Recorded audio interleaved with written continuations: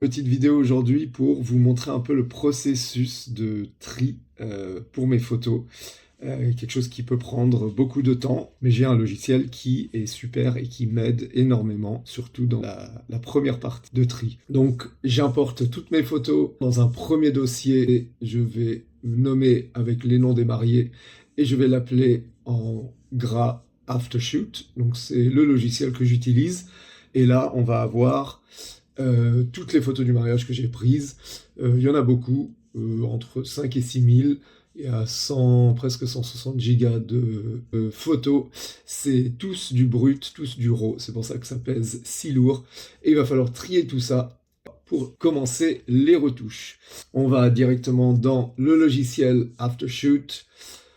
On ouvre un nouvel album. Je choisis le petit album que je viens de créer pour importer de cet album. Et tout simplement, je vais cliquer ici sur Call. Donc je viens tout en bas à droite pour commencer le tri. Et je vais cliquer sur la première option. Ici, je vais choisir le type de shooting que c'était. Donc c'était mariage et fiançailles. Je vais pas faire un truc complètement automatisé, je préfère avoir un petit peu plus la main dessus. Les photos highlight, je préfère pas les choisir. Pour les photos duplicates, je vais choisir des groupes standards. Il y a des photos qui potentiellement il n'a pas choisi, que j'aurais aimé avoir, je peux toujours retourner dedans et les récupérer. Ici, on a une option pour les photos floues, donc je vais pouvoir aussi customiser ça pour qu'il soit très strict sur le choix des photos floues ou beaucoup moins strict, choisir à peu près au milieu, ça fonctionne plutôt bien. Et on a une dernière option que je coche aussi. Je veux qu'il m'enlève les photos où les gens ils ont les yeux fermés. Et tout simplement, je viens ici et je clique sur démarrer. Et maintenant, il suffit d'attendre.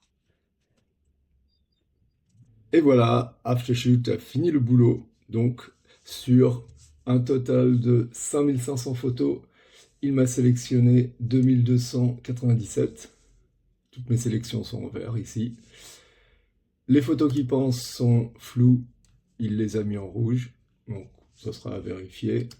Et les photos où les gens ont les yeux fermés, elles sont à part. Pareil, il faudra les vérifier parce qu'il y en aura peut-être quelques-unes qui iront quand même dans ma sélection.